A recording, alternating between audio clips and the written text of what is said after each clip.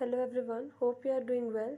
In this video, I will show how you can fix app not installing or app not installed issue on OnePlus 13. Before starting this video, please subscribe to this channel. Let's start our video without wasting any time.